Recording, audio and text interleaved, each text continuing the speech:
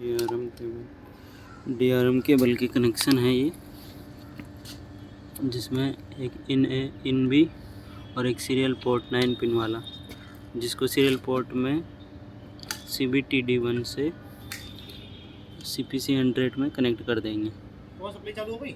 हाँ ठीक है। उसके बाद में ये DRM केबल दोनों, जिसके कनेक्टर ये रहे हैं इधर, ठीक है।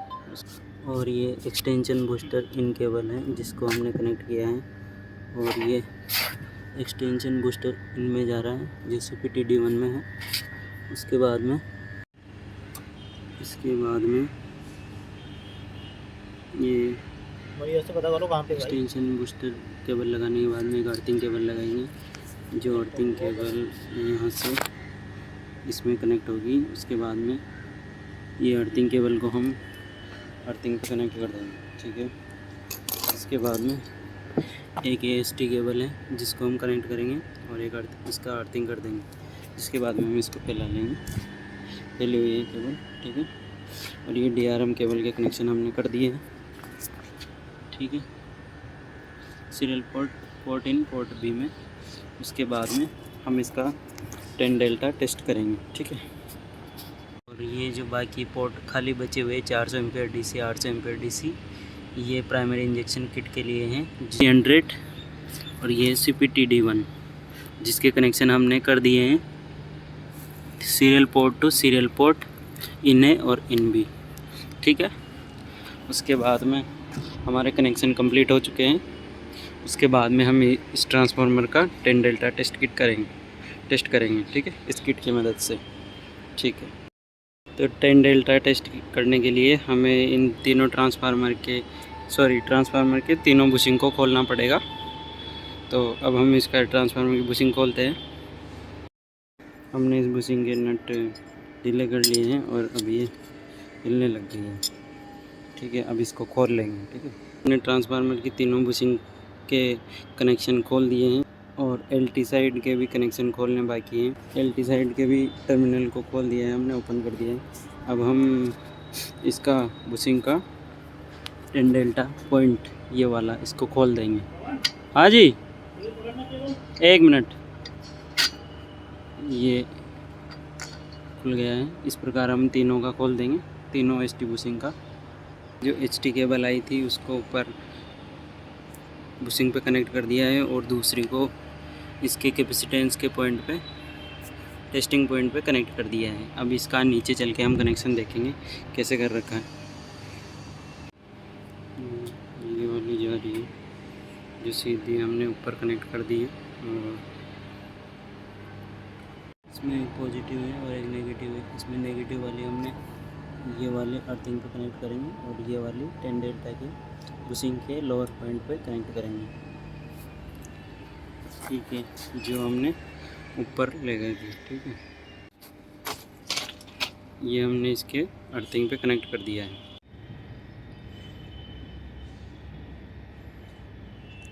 किट ऑन हो रही है।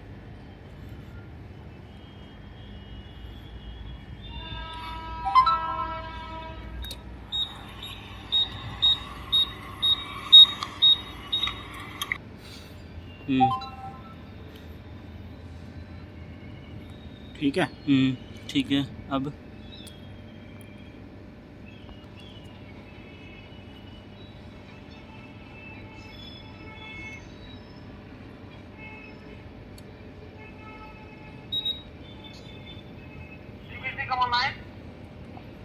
इंसर्ट कार्ड पे ओके करेंगे। Card, power transformer 10 delta. उसके बाद ये इस कार्ड का मैं नाम चेंज करना है अपने अकॉर्डिंग, रीनेम कार्ड। अच्छा ठीक है। तो हमने इसका नाम BCGN RSS से IPRSS सेट करेंगे।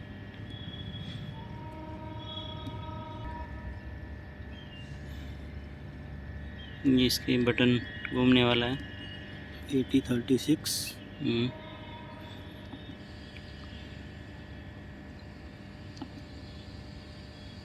एक मिनट, 8036 IPRSS, ठीक है। ओके, ओके, नाम सेट हो गया। उसके बाद इसको 10 पे सिलेक्ट करना, 10 kb पे। अच्छा, मोड रहेगा UST-A। UST कहाँ दिखेगा अपने को? ये रहा। अच्छा, ये वाला। ठीक ठीक है, ये है। हमारी सेटिंग ओके है। सीधा प्रेस करेंगे इसको टेस्ट करने के लिए। अच्छा, टेस्ट के लिए, ठीक है। बाकी कोई सेटिंग नहीं करना, इस पॉपअप को ओके कर देना इसी से। ठीक है। उसके बाद इसको टेस्ट को ऑन कर देना है। ठीक है।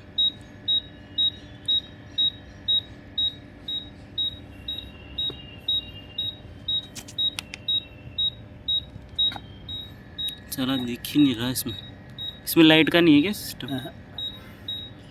यही तो बीमारी है इसमें भाई।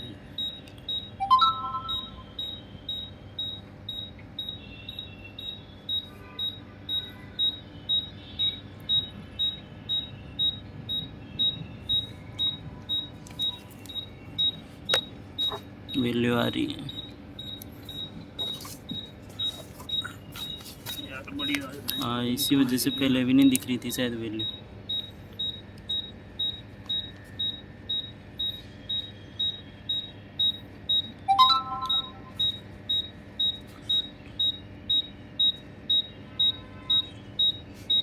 दो केवी पे हमारी वैल्यू आ चुकी है, 251.8 और 5 केवी पे आ गई है, 251.8 ही आई, 84 पिकोफैरेड। 2 केवी पे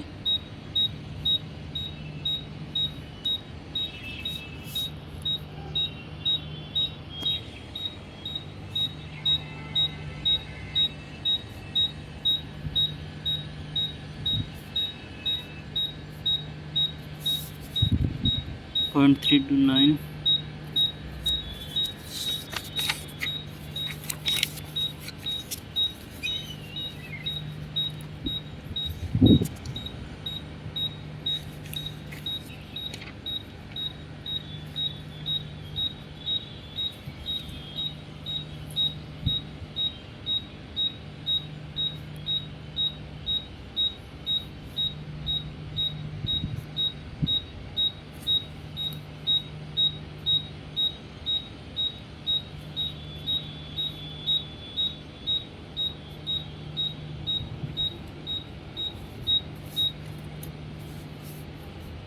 ठीक है, हो गया ना मणि।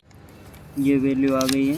ठीक है दोस्तों, टेस्टिंग के बाद हम टेस्ट रिपोर्ट को दिखाएंगे, जिसमें हम आर पेज की एसटी बूसिंग के लिए UST-A मोड यूज़ करते हैं और LT बूसिंग के लिए भी UST-A मोड यूज़ करते हैं, जिसकी वैल्यू कैपेसिटेंस वैल्यू ये है और उसका परसेंटेज ये है, और हमने 2, 5 और 10 केवी के लिए यूज़ किया था। उसके बाद में HV to LV हम UST-A मोड यूज़ करते हैं, HV ग्राउंड GST-GA मोड और HV LV ground GST mode use करते हैं, और LV to HV ground GST mode और LV ground GST-GA mode use करते हैं। और दोस्तों, इस प्रकार हमने 10 डेल्टा टेस्ट का पूरा विश्लेषण किया है, और वीडियो देखने के लिए धन्यवाद।